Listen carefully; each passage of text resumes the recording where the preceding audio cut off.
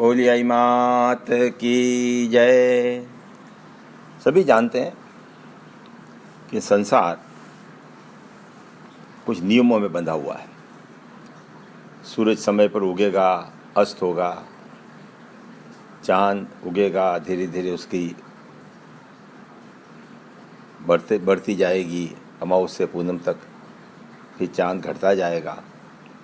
इस तरह कब ग्रहण होगा, सूर्य ग्रहण कब होगा, कब मौसम बदलेंगे, कब बारिश का मौसम होगा, ये सारे प्रकृति के नियम हैं जिसको धीरे धीरे इंसान ने समझा है और ये समझ गया कि अगर अपना उनको बदलना अपने हाथ में नहीं है, अपने को उनके अनुसार अगर अपन चलें तो अपन उन्हीं नियमों का और उसी समय का उपयोग करके अपन अपने जीवन को सुखी बना सकते हैं।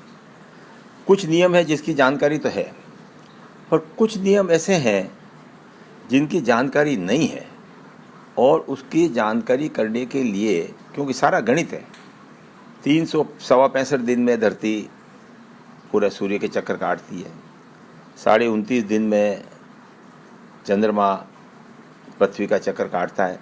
उसी तरह से सब कुछ नियमों में बंधा हुआ है, पर उस नियमों में क्या है ये जानने के लिए मनुष्य प्रयत्न करता रहा है। अपने ऋषि मुनियों ने भी प्रयत्न किए और कुछ चीज़ें जो उन्होंने अपने सोच विचार से, अपने तजुर्बे से बनाई, उसमें से वास्तुशास्त्र यानी जिस भवन में आप रह रहे हो वो भवन आपके लिए शुभ है कि नहीं, उसका असर आपकी ज़िंदगी में, आपके परिवार पर कैसा पड़ रहा है, या जो आप भवन बनाने जा रहे हो वो कैसा बने, मंदिर बने तो उसमें गुंबज कैसा बने, मूर्ति कैसी हो, मूर्ति के अंदर ऊपर शिखर लगे लोहे पीतल का, तांबे का, जिस पर सोने का पॉलिश हो, एक तार तांबे का धरती के अंदर जाए ताकि जो नेगेटिव एनर्जी हैं वो धरती में चली जाए, सारे ब्रह्मांड की सारी एनर्जी मूर्ति पर केंद्रित हो जाए। तो मंदिर, इन पूरा वास्तुशास्त्र पर कई ग्रंथ लिखे गए, पर ज़्यादा जानकारी, क्योंकि मैं तो अपने से शुरू करता हूँ। आज 19 पीढ़ी हो गई, 550 साल हो गए। जिस महल में, जिस वाड़ी महल में हम रह रहे हैं अभी, वो पहले शक्तिदान जी दीवान साहब, मेरे परदादो साहब ने ऊपर के 4 कमरे बनवाए। वो कुछ समय इस कमरे यहाँ बिराजे और उनके सिर्फ एक लड़की हुई और उनका देवलोक हो गया। प्रताप सिंह जी गादी पर गोद लिए गए, बिराजे, वो इसी भवन में रहे और सिर्फ 35 वर्ष की आयु में ही उनका अंतकाल हो गया। उसके बाद उस समय मेरे पिताजी स्वयं 3 साल के थे। वो बचपन में तो जो वर्तमान में रावड़ा है, जहाँ गोपाल सिंह जी विराजते हैं, वहीं जनाना में रहे। जब बड़े हुए यहाँ आए तो 32 साल की उम्र में उनका भी स्वर्गवास हो गया। मैं 3.5 साल का था, हम फिर जनाना महल में चले गए और मैं करीब वहाँ रावड़ में रहे पहले, फिर 10 साल हॉस्टल में अजमेर में रहे, 4 साल पिलानी में रहे, 5 साल कलकत्ता में नौकरी करी।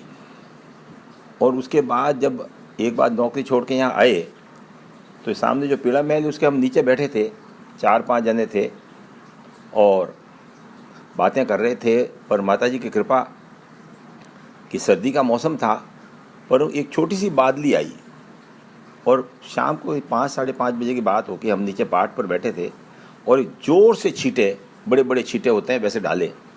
हम सब भागे कि भाई बारिश से बचें, और उसके कोई सेकंडों बाद में 4थी मंजिल, जो सबसे ऊपर में छतरी है, उसके कोने का जो तीखा छज्जा है, जिसका वजन होगा कोई कम से कम 5 से 10 मण, वो वहीं गिरा जहाँ हम 4-5-7 लोग बैठे थे और टुकड़े टुकड़े उस छज्जे के हो गए और पाट को भी तोड़ दिया।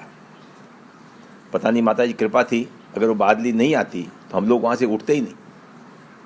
पर माता जी चाहते थे, वो मकान क्या चाह रहा है, मकान तो खाली रहना चाह रहा है। प्रताप सिंह जी की डेथ हो गई, फिर बड़ी महल खाली रहा।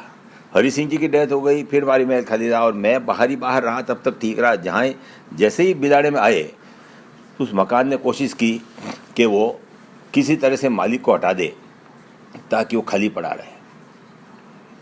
इसके बाद एमएलए बन गए। एमएलए बन गए तो फिर 25 साल जयपुर ही रहे, यहाँ आना जाना कभी कभी। एक बार मेरे यहाँ एक धरणीधर जी शर्मा, डीडी शर्मा, वास्तु विज्ञ हैं, उनके भाई हमारे मेरे दोस्त डीआईजी भी हैं। वो बॉम्बे में बड़े समझदार और होशियार। एक बार उनसे मिलना हो गया। उनसे डिस्कस करने में समझ में आया कि मेरे उस बाड़ी महल के अंदर जो ईशान कोण है, ईशान कोण मतलब उत्तर और पूर्व के बीच में, जिसको देवमूला भी कहते हैं, सारी जो टट्टियाँ हैं पुराने ज़माने वाली, जब आप वहीं जाते थे और मेहतर आता था और उसको हफ्ते में एक बार, पूरे हफ्ते भर तो गंदगी रहती है और हफ्ते में एक बार उठा के ले जाता अपने सिर पर ढो के, वो सारा गंदगी वहीं इकट्ठी की हुई थी। नीचे की ज़मीन पर सारे लोग लेटरिन उसी तरफ जाते थे। पहली मंजिल की लेटरिन भी उधर की थी, दूसरी मंजिल की भी उधर की थी। उन्होंने मुझे कहा, साहब कर क्या रहे हो, ये मकान जो है आपके पूरे परिवार को साफ कर देगा, यहाँ से तुरंत लेटरिन हटाओ। अब साहब कोशिश की तो लेटरिन हटे ही नहीं, ऐसे ऐसे बाधाएं आ जाएं। 45 ट्रैक्टर भर के तो वहाँ से कचरा हटाया, तीनों जगहों से लेटरिन हटाई और वहाँ पूजा के कमरे स्थापित किए। जब पूर्व में लेटरिन थी तब तो हालत ये थी कि पूरा बाड़ी महल किया, इधर पीड़ा महल वगैरह में आधे माह खाली पड़ा था। और खाली मकान आप जानते हो, वहाँ तो चमगादड़ और चमचेड़ियाँ ब्याती है, उनकी बीटें बासती हैं और शाम को ढेर की ढेर बाहर निकलती थी। और जैसे ही इस वास्तु का बदलाव किया और उसको जो ईशान कोण है उसको साफ़ सुथरा किया, नारियल का एक पेड़ लगाया, तुलसी का पेड़ लगाया, छोटा सा एक हल्का सा टाँका वहाँ बना दिया। और आज नतीजा ये है कि उसके बाद में पूरा महल ही भरा पूरा नहीं है। 100 बच्चे तो हॉस्टल में हैं, 1000 के आसपास बच्चे स्कूल में। सिर्फ बड़ी महल का ही विकास नहीं हुआ, मंदिर का विकास भी साथ साथ में, मंदिर और उसके प्रांगण का विकास शुरू हो गया।